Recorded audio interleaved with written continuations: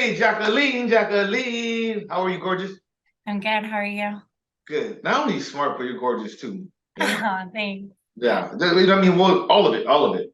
So, um, Good. I I am excited to talk to you. Have a wide ranging conversation. Yeah, And whatever you'd like to speak about. I did think about that question, and good. it's an interesting question because um, it's a different version of when you get if you were to get started again, what would you do? Right. But with $1,000. I don't know if we're gonna talk about that question, but it was Yeah. good. I was like, okay, it really got me thinking because answers another question, right? It's questions are the answer. Yeah. So I've been asking a lot of people as I get ready to launch this university because I think these are things like if I got where I'm at by asking people like, hey, if you were going to do it differently, what would you have done? And I did it my entire college career. Like I worked in college because I had to pay bills. So like every step of my college way, I always asked my bosses, if you're going to redo it, what would you do? And then I got all the information to know like, where do I need to go? How do I need to get there? And how do I make the most amount of money as quickly as possible? And so like by asking these questions, I was able to get kind of like a cheat code fast pass, I feel. So I was like, let me go ask some people. First of all, I'm going to have you introduce yourself so people know who you are that don't know who you are. And then naturally, I'll post this on social media and all that. But like, yeah, I think it's such a great cheat code when you ask people, what they would do all over again, because it really gives you a fast pass into their brain, their experience, and then what they would do differently, which is Yeah, really the key to life.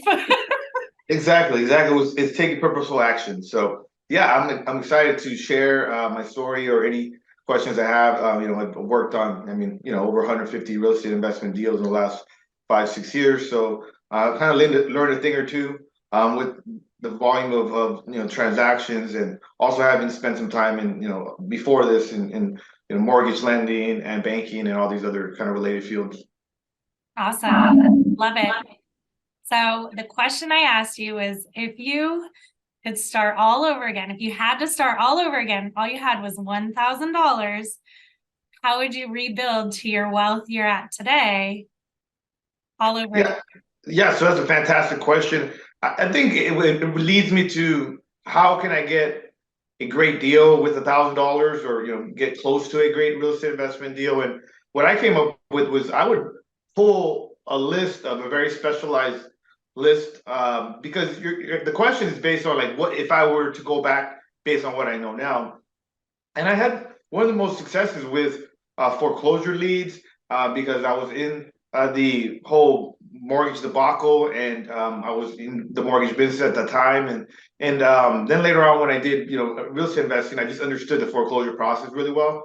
So I think I would just pull a list of high equity foreclosure leads. I would go ahead and pay to get those skip trays. And I would just really attack those leads for extended period of time, at least 3 to 6 months, because I know I would eventually get a solid amount of deals from there, and then just continue to compound from there. Just get my first deal through that marketing channel. I would cold call that list. I would text message that list. I would door knock that list. Just really squeeze everything out of it, and in that, I believe that I would be able to generate at least a handful of deals, 2 or 3 deals that, in my market, usually each deal is going to range from 50 to $100,000 in profit. So I think that I could squeeze out kind of like that at least a couple of deals out of that list, and then from there continue to compound, and then just continue to reinvest that money into the business. Eventually, like I did now, very similar where I built a business of real estate investing purposefully, so that way it could give me opportunities for me to keep real estate, because that was really the goal. So, because I read that book, Cash Flow Quadrant, it's in the series of Rich Dad Poor Dad, and it discussed very clear detail that you're either going to be on one side of this quadrant of you're going to be an employee or self-employed, or you're going to be on the other side and you're going to be a business owner and investor. And so I just felt, well, if I build a real estate investment company, not only am I building a business, but then I'm also building a way to hold on to assets and invest as well and keep those. So that's really kind of been my path. And if I can go backward, I would just go hard at a very specialized foreclosure list. Awesome. Okay, would you do like wholesaling, creative finance? How would you make your 50 to 100,000? What is your strategy? Yeah. So I would either wholesale the great deals that I find, or I would just partner up with somebody and do what's called a joint venture. And that would allow me to not put my own money, but then retain a piece of the equity, because that's what I did do at the beginning. I worked for some investors, learned the business, and then I went and got my own deals. And then when I went to get a hard money loan, the hard money lender noticed I hadn't been on title on any of those deals that I got for those other investors. So then they made me go and find a partner that had more experience, quote unquote, on title with property. And I did that when I found a partner, and then he put up the money and he put the hard money loan in his name. I brought the deal and I brought all the other expertise to get to the finish line. And we partnered up and split the equity. And that I remember that first joint venture deal that we did, because of all the front end work of me learning the business, we made about $90,000. And so I was able to split that 90,000 with them 50-50 without actually having any of my own money. But I had already put in the work, paid my dues, and learned the business. And so I was able to negotiate that deal with him because I had a great deal on my hands as well. That's awesome. Did you ever do sub two on any of those foreclosures? I did. So I got one of my best deals as a subject to deal. I didn't know exactly how to do it. I had learned about the strategy, but I started to invest into some Google pay-per-click ads, and that did well. And we started to get some deal flow. I ended up getting this lady that essentially wanted a certain amount of money. She wanted $45,000 to walk away and to basically sign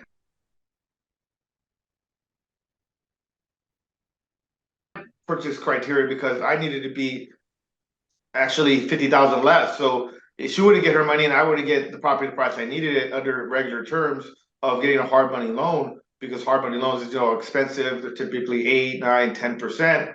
And so she was open to allowing me to take over her mortgage payment. And it was great because she got what she wanted and I got what I wanted. I wanted the property. It was in an area that I knew extremely well. And then I ended up like calling the bank and saying, hey, because that's part of the process, is you need to call and find out what underlying terms that this property owner has on their mortgage to see if it's, good, advantageous, or what they are, what you're actually buying. And she had one of those 3% loan modification loans. So she had got one of those really, really low interest rate loan modifications back when they were handing them out during this whole once the bank started kind of working with property owners and doing short sales and doing loan modifications. So I found out that she had a great fixed rate loan modification. And so I was able to take that over and keep that property. I eventually turned the property into what I like to call kind of like an office house hack, because it was a 4-bedroom house and it was broken up kind of like where there's 2 bedrooms in the front of the house. So I put 2 bedrooms on Airbnb each bedroom. And then me and my girlfriend at the time that were living together used the 2 bedrooms, one bath in the back of the house.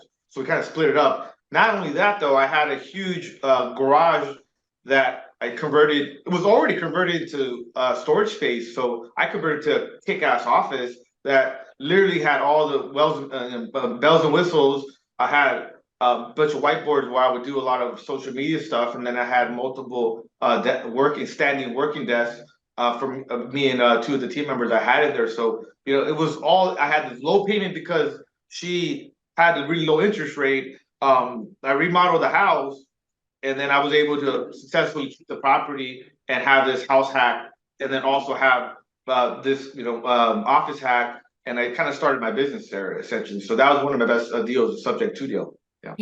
Yeah. I know that was long-winded, but it was worth kind of discussing the details.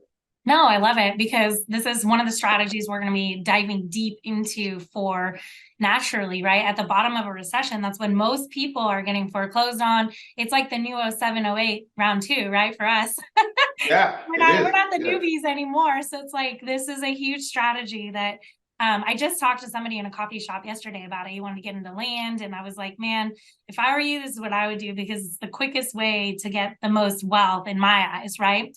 And so, I think real estate is best done as a network. It's not best done behind a laptop by yourself, in my opinion. So I love hearing everyone's answers and stories. And yeah, house hacking, all of those things you dropped so many like nuggets that we're going to be talking about. So I love it. That's all I wanted to ask. Yeah, well, creative finance is something that right now, because of the recent low interest rates low interest rate environment that we just came from, is going to be a huge opportunity. So I'm definitely, going to be doing that, Yeah. doing more of that. Yeah. Yeah, for sure. I think it's the way to go. So awesome. That's what I wanted to ask. I really appreciate you. I know you're a busy, busy guy, so your time means a lot to me. So